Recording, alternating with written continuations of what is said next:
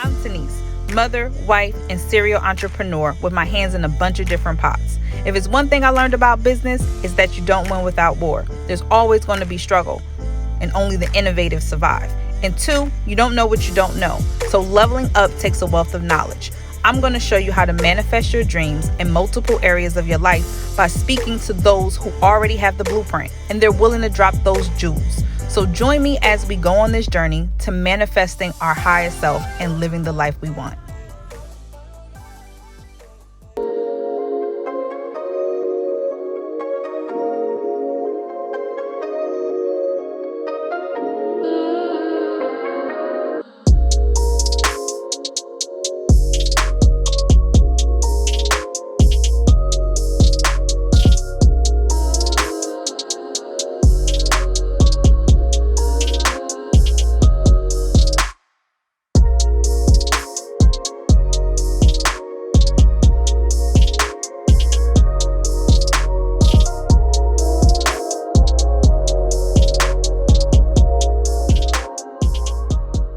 So now with the store, how has the store been? Because you said you opened it in November, then with the pandemic and all that stuff. This is Detroit, nothing. And I love Detroit. I love where I'm from, but it's dangerous. Yeah. You don't ever know who's watching you. You don't never know. You can say, "Oh, I'm safe," but you don't know that. Yeah. So I just was like, I would rather play it safe and give me a location. Can't do the car-to-car sales. Have you ever had experienced anything like that? Like while you were doing the car-to-car sales, like someone tried to do anything? Okay, so that's good. Nope, I didn't know, and that's because I really got friends and brothers and people that if I feel so, like, can you ride with me today? Yeah, come ride with me today. Okay. So I always played it safe as much as I could, but it's just old now. It's getting old. It's not. If everybody know you want to pull up, then you never know what this person may be thinking. Some people go through hard times. So. Yeah. So now with the store, how has the store been? Because you said you opened it in November, then with the pandemic and all that stuff. And people afraid to come outside, but you still have like a good walkthrough or people coming in. Yeah, I still have enough traffic. Yeah. My thing is, as long as I make it $200 a day, I'm cool. Mm-hmm. So it's still going, but I feel like I'm not doing enough. Yeah. I feel like now it's time to market. Don't get comfortable. Right. You got to keep going. As an entrepreneur, do you think you ever feel like you're doing enough? No, right? No. It's always going to be like something else. Yeah, I wake up one day and be like, man, this ain't it. Like, I have days where people are like, why you acting like that? I'm thinking. I'm trying to think of something else to do to make this store do more than what it did yesterday. Because I still got people to pay. I still have things to do. So I have to consider the fact that I got to make it work. Right. And this is exclusively all that you do. It's not like you have a job on the side or anything, right? You just have your businesses. I used to waitress, but nope, not anymore. I stopped waitressing. Mm-hmm. I'm really hands-on with Dream Rich and music and all of that. Like, amazing.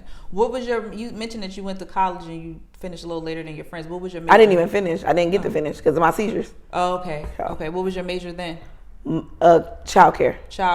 So before Dream Rich was even created, you were doing something. Your mindset was into something. Childcare, and I minored in fashion. Okay. Just to know. Okay. But childcare was what I always wanted. A daycare. Mm-hmm. I like kids. You still want daycare? Yeah, but now I think what I'm ultimately going to do towards the end of the year. Yeah. Is going to work out for my daycare. That's going to be my daycare. I want to feed the youth something different because we don't know what these kids go through on a daily basis. So giving it to the youth.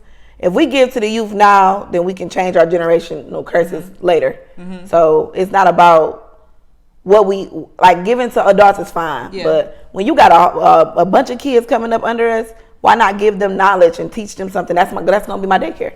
Oh, that my daycare is going to ultimately be to give to the youth. Yeah, because they don't know where to go. Mm-hmm. So if I can teach people stuff, no one taught me. Mm-hmm. I learned. I bumped my head way more. Yeah. Versus somebody coming around and being a mentor and showing me a different route, because everybody don't finish college. Right. Everybody is not meant to go to college. Everybody's not meant to be an entrepreneur. Mm-hmm. But that's how the world works. It's people for everything. Yes. So that's true. Yeah. So do you feel like did you have any type of inspiration or mentors as far as like clothing lines or brands? Were you looking at anyone else and saying like, wow, I would love to have a brand like such and such one day? Or I mean, you know, where we met, I mean, Milana was awesome. When I first met her, I liked her energy. I loved the way she was as a person. It made me feel better about being myself because she was just naturally herself. Yeah. So yeah, I would say I look up to Off-White and all of these black owned businesses. I'm watching them and I'm watching them transcend and go far with their brands. That's more inspiring than anything. Yeah, because they streetwear brands and they are getting the love that they deserve. Yeah. So I think that since I've been in Detroit, just seeing the overflow of black businesses here and the way the culture is here, it's really dope. It's really amazing and inspiring. It seems like this city is really about small business, and black business, black people being able to prosper and flourish in their businesses. Yeah, I definitely feel like that. I think now it's definitely a black business place. I have events once a month or once every 3 months, and I at least 40 to 50 vendors. Wow. And they're all black owned businesses. Yeah. Do you feel like your brand may have went a different way if you weren't in Detroit? Like if you had to stayed in Miami and did it in Miami, do you think you would have got the same response? No. I had to come back home. Yeah. I got a mission for home. People be like, are you going to ever move? Even if I was to get another place to live I'll have a vacation house or something where I can just I got a mission here. Yeah. It's something that I'm supposed to do here first before I just move. You know what I'm saying? So if you don't, I can go somewhere else and just be like, oh, I moved. But no, I'm going to stay here and do what I need to do. Now, I just want to touch on it real quick because you do have a book too, right? What's the name of your book? Inspirations of a D-Girl. And what is that about? My life. People don't know me. So just like I said, I had seizures. You know how many people don't know I had seizures? You know how many people think I'm just, she bougie, she this, based off Instagram. And I'm more transparent than anybody I know. Yeah. But people will still get this idea of you. So I decided to tell my story, tell my struggles, tell who I am. Why am I so giving? I was raised off love. So that I just wanted to, Inspirations of a D-Girl is just to show any girl that they can do whatever they want. I'm from the hood, just like most of the girls that's gonna come out of Detroit. Yeah, we can do whatever you want to do. Just put your mind to it, stay to it, and go for it. Believe in yourself too. Having the confidence. Yeah. Because it took me a long time to get the confidence that I got now. I used to always tell my mom they don't love me, and she used to be like, "Girl, I love you." You know what I'm saying? So, and that's what I went through. Yeah. I got double promoted. I went through a lot growing up. Yeah. And when I was getting double promoted, my mom had cancer, so she had no idea. So I'm here trying to figure it out. But I'm in a whole nother grade. You know what I'm saying? So being smart always been a good thing, but being popular, it's a hit or miss. It's one of those things where it's like, all these people know me. Yeah. And a lot of people don't even know I get anxiety about that. Dating, I'm single because of that. Because it's I don't like everybody in my business. I am very, very private. But I mean, who don't want to be loved? Right. But it's she got all this going on. That's another thing. Yeah. So what would you say to the young girls, the people in Detroit, the youth coming up that may want to have a clothing line, or they look up to Dream Rich, they love what you're about, what you do. What do you suggest to them, to definitely do this or definitely do that, or don't do that if you want to have a clothing line? I know passion is already a thing. Don't listen to nobody. Okay. If they didn't never do nothing, don't listen to them. Listen to the people that's actually done it. Don't let nobody tell you what's impossible. Because I had people telling me that I wasn't gonna be able to sell a shirt for $50. So you don't do that. You go with what you feel. If you feel that this is what you're supposed to do it. But make sure it's a passion. Right. Don't just go in and do stuff. Don't do something just because you see other people doing it. Right. Do it because you're gonna stay dedicated to it. I'm only doing this for 6 years because I loved it. I'm only doing this because you know how many nights you're gonna have to cry. Right. You get more sleepless nights being an entrepreneur than I think having a job. Right. So you might be crying about your job and the pay, or having to go in the morning, but you gotta this is you every day. And being a black owned business, you get they don't complain to Gucci and them, they complain to you. Yeah. You can be late, 2 minutes late on opening your store, and it's a problem. Yes. But they forget that you are a life person. So when you step into entrepreneur, strap your big girl clothes on, big boy clothes on, and be ready, because you don't never know what you will face. The challenges of being an entrepreneur is abnormal. You got people that's inconsiderate of your time. You don't know. You just don't never know. You got to hire employees. Then you will have people depending on you. Yep. So just being able to stay motivated and dedicated to something for a while is my biggest thing. Is just don't not believe in yourself. Yeah. If you believe you can do it and it works, it's a reason why it's working. That's true. Just go straight at it. I always say that being an entrepreneur is like insanity, because it's always that's a perfect. You're going so far out past like what you know, what you can see. Like you can't see it with your eye, but you believe that it's something coming if you just do X, Y, and Z. Yeah. So it's almost like being insane to take that leap of faith, and then you keep taking it every day. You go further and further out on that limb. Whew. Just waiting and for you just waiting on something else to get you. Because I mean, and like I said, everybody's story is different. Yeah. Another person's story may not be like mine, but make sure you handle yourself correctly. The internet will make you do some crazy things. People will attack you when they see you going for your dreams. I've been attacked countless of times. I probably acted out once, and it was just because it was someone close to me. Yeah. But don't let nobody ever get you out your character. Yes. Ever. Yes. Don't. You better run your business, and you can still be normal and have a business. I get people all the time, you twerked yesterday. Listen, I am me. I'm still a human being. I can twerk at a party. Yeah. You know, you just watched her. Maybe you should have twerked the channel, you know? So being yourself is more, really be yourself. Be yourself. Be authentic. And like I said, I've been very transparent with my journey. And just to let people know, I'm not perfect. Because everybody look at social media and be like, oh, she got it all. No, baby, I cry. Yeah. I have hard days. You don't know what's behind the scenes. You don't know. Yeah. So don't beat me up for something you don't even understand. That's true. So. That's so real. So where does DreamRich where do you see yourself in the next 5 years? I know you're in the process of rebranding and all of that.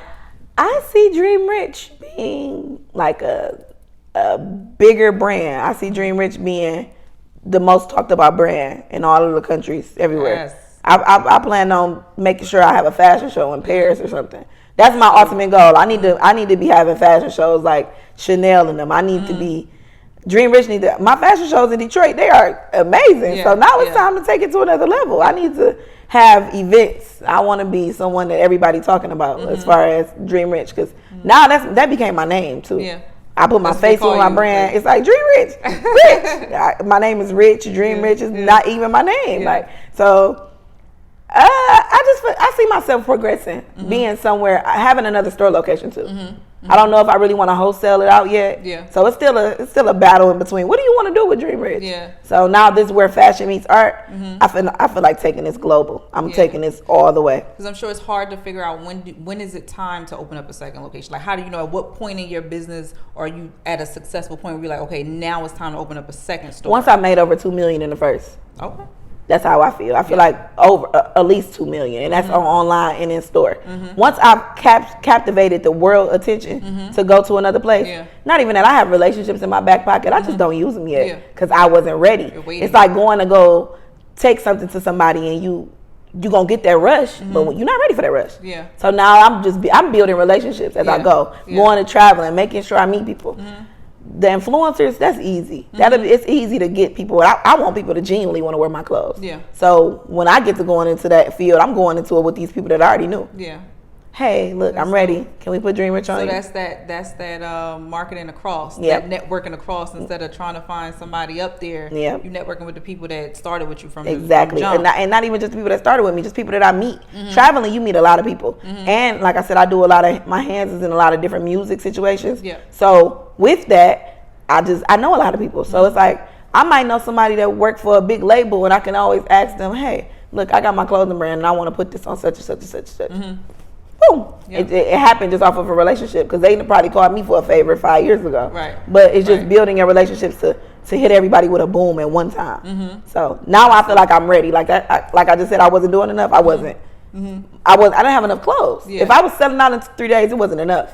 But I didn't want to oversaturate it. So now it's time to hit every angle that I could possibly hit. I'm going in like I'm boxing. I'm trying to see who I can. How many? Trying to knock I'm trying to stay undefeated with this clothes stuff. Do you also do limited edition stuff? Yeah, I'm starting.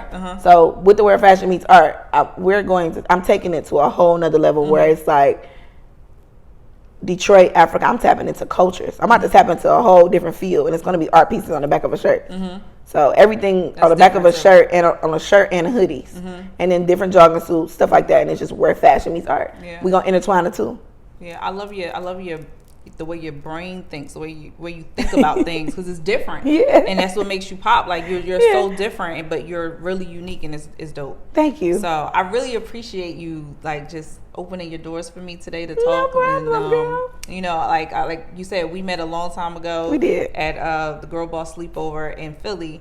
But I'm so glad we kept in touch, and that I've been able to watch you just kind of manifest this thing, like grow this thing. Because I think then you were still selling the t-shirts and stuff. Yep, I was still t-shirting it up. I had just started making jogging suits, but it was like press on jogging suits. It wasn't nothing. Like I remember you showed us some stuff, and it was dope then. Yeah. But to see it kind of like transpire into this big thing, I'm so proud of you. Thank you. And I'm so thankful to just been able to be here to talk to you, because you just really gave some really good information for people to be able to kind of follow in your footsteps. Thank you. It's all about us teaching the youth, like you said. Yes, elevating. It's everybody be like, oh, is it competition? No, there's no such thing as competition when we all can win. Yeah, it's enough money out here. Nobody's never gonna stop wearing clothes. Yeah. Why would I be like, oh, you got this? No. Yeah. Sell the clothes. Yep. Sell it and make sure everybody else love it. Like, you don't wear your brand every day. I wear everybody else's. Yeah. I wear Detroit brands all day. I wear brands all day. Majority black owned. Yeah, I like Louis and Gucci, and I wear stuff like that. My accessories be more of that. My clothes is always your people. Yeah, I support my people. I don't care if you haven't bought nothing from me. I normally buy stuff from people without them buying nothing from me. Yeah. Because they might not be selling like I'm selling. I don't care about that. That's just a great mindset. If I like it, I'm putting it on. Well, thank you, Dee. I appreciate it, and I can't wait to see what else you have going on. Like I said, I will be back here for the fashion Yes, show. you coming back. I will. But thank you so much. What's going on, fitness fam? It's 2021, and this is the year that you bring back your sexy. If you need to lose some unwanted weight, if you want to get in shape, build muscle, I'm the man for you, Sean Beta Trainer. Go to SeanBetaTrainer.com and hit me up. 973-851-2513 is the number. Don't delay. Go to the website, go to Instagram or Facebook at SeanBetaTrainer.com. You'll get some of that apparel. We have power greens for you for your wellness, as well as nutritional coaching and everything that you need. It's 2021. Let's make this year a great one. Sean Beta Trainer.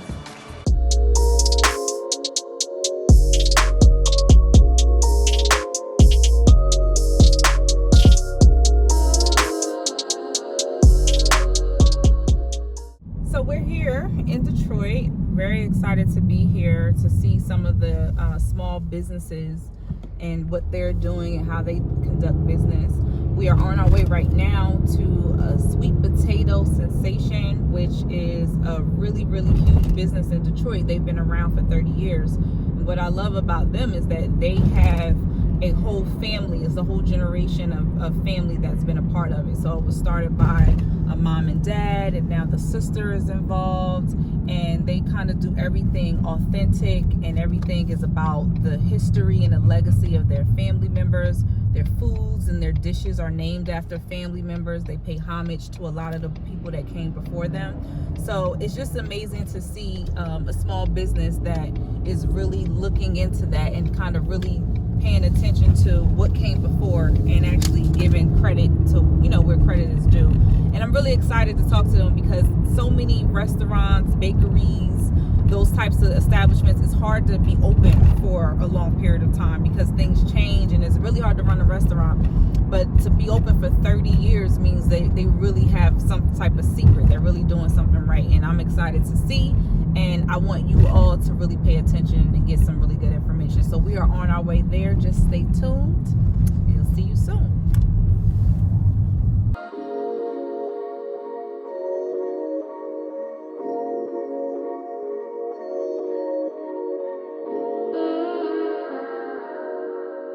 So it's really nice meeting you, Cassandra and Espy. Yes. Thank you guys for having me. We are in sweet potato sensation, right? That's right. Okay. So first, tell me about how we came up with the name. Well, the business got started about 34 years. And it all came about because my husband, at the time when we first got married, was adamant about candied yams, and I did not have candied yams at our first Thanksgiving meal, and he couldn't understand why. He says his mother always had candied yams. I said, well, I don't really like candied yams, and I was not used to that, so I said, you know what, honey? And I just said it as a bluff. I'm going to make you some sweet potato cookies. And I actually came up with a recipe for sweet potato cookies because I'm a cookie monster at heart. Really? And didn't like sugar in my food. I thought sugar should be a dessert. Right. That's like if someone, you go to the restaurant and they have coconut shrimp. Coconut belongs on a cake, not on my shrimp. I don't want sweet and sour chicken, nor do I want maple flavored bacon. Right. So I was just not a sweet food person. So I came up with this recipe for sweet potato cookies. And at the time we decided, my husband said, well, you know, let's see if this cookie is marketable. Because at that time, Famous Amos and Mrs. Fields were popular in all the malls across the country. You know, home-baked cookies was a big thing, fresh-baked cookies. So we actually did a market test at the neighborhood garage sale, 30-block garage sale in Rosedale Park. And we had to set up a table with samples and surveys. And in less than 3 hours, we had sold 125 bags of cookies. Oh, wow. So my husband says, we might have something here. Yeah. So that night when we went to bed, he woke up the next morning and said, wifey, I got it. Sweet potato sensations. The greatest taste in the nation. And so your menu now has expanded from cookies to what? Has expanded from cookies to pies to cheesecake to cobblers to ice cream to Cake, candy yams, muffins, cupcakes, chicken sweet potato waffles, sweet potato pancakes, sweet potato grits, black eyed pea collard green soup, sweet potato cornbread. Every day that's on the menu? Yep. Yes. Oh With a sweet potato lover's heaven on earth, pumpkin's cousin with an attitude. Oh my God. So what would you say is your most famous, like what is your most popular dish or item? I think the sweet potato pie is probably always because it's traditional, it's nostalgic, it's family, it's home, it's memories, it's grandmama, it's big mama, it's uncle, it's all that. But people are always open to other things. Like our sweet potato cake is really good. Our sweet potato ice cream is actually really popular. It's homemade sweet potato ice cream. Our sweet potato cheesecake is really good. If you want savory food items, the waffles or the pancakes slap. So it just depends on kind of like what you're, like who you are. But the pie is always a staple. Like that's something that we sell year round. So you got, your menu is so diverse and the items that you have is so unique. How would you come up with ice cream? Like what made you say, let's do an ice cream that's like sweet potato or ice cream that a brand that you carry? You said George Washington Carver, Carver had a sweet potato ice cream. And my dad is like an ice cream person. Like he loves ice cream. So he kind of got the recipe from George Washington Carver and then did his own thing to it to like, you know, take it to the next level. And that's kind of where that came from. So it's literally homemade. So you make it in-house here? Oh, yeah. Every day? Yeah. Wow. Well, not every day, but we make it in big batches. Right. And then we put it in the freezer and people come in. I mean, usually when we make it and I like do some Instagram footage of it, people come in immediately looking for ice cream. Wow. And a lot of times it does sell out like in a day or at least over that amazing. weekend. It's gone. So what is the thing with George Washington Carver? Well, you most mentioned people know George Washington Carver because of the peanut, but he did over 113 products out of sweet potato. Was he from Detroit? No, he wasn't from Detroit. He was a professor at Tuskegee Institute in Alabama. And he's most well known for the peanut, but George Washington Carver I admire as a scientist. He was a botanist. Right. And most scientists give no, what should I say, any accolades or reverence to God. And that's one thing I admire about Dr. Carver. He will get up every morning and go out into the garden and he'd pray and he and the Lord would talk and he would reveal things to him. And he was an excellent cook. He was an artist. He was a musician. He had a lot of talents that he did. And I just admire that about him. So a lot of your inspiration comes from George Washington Carver.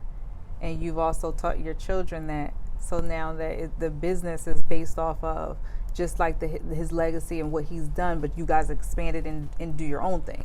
Yes, and we're honoring our ancestors. Always. And a lot of the products that we have, we've given them the names of where we got it from. Like, we haven't done that one yet, but we have our daughter also makes we have other things that are not sweet potato, like a pound cake, an orange velvet cake. You have red velvet cake. So we decided because we're sweet potato, our cake should be orange. Right. So we have orange velvet cake. Right. We have like Etta Mae's croquettes. That's my mother's mother. We have the Leonard, which is our grandfather who recently passed away.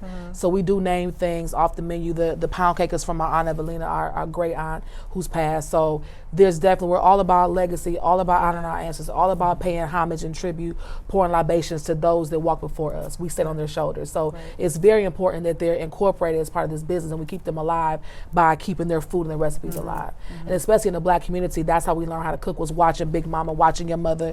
There weren't always recipes written down. There was like a dash of this, a pinch of that, a little bit of this. And when people pass away, they're not always gone. We keep them alive by saying their name. We keep them alive by cooking their food. And so so in a world where things move so fast, we're moving and grooving and everybody's whatever, to have a piece of home and have a piece of your family present and being able to serve that to people as well, we're all about that. That's really dope. I haven't seen a business like this yet. Not to the extent of where you guys, like, you just, even your earrings is Harriet Tubman, your paintings on the wall, just so much stuff speaks of history. So much stuff speaks of pride, and just pride in where you come from and legacy. I think that's amazing in the Black community to have that here. I think, and that's probably why you guys have been around. Would you say that's why you've been around for so long, for 30 years? Because it's like paying homage to your ancestors. What would you attest to the reason for your longevity? Tell her, mommy. The reason for the longevity is Jesus. Yes. And I tell people that all the time. You see your shirt now. Just pray. You should have saw what I had on earlier today. You must have him as your business partner. Yes. Because there were many times that I wanted to throw in the towel and say, forget this. And every single time I felt like quitting, the Lord would send someone to encourage me, just out of the blue. And I'm like, what is this?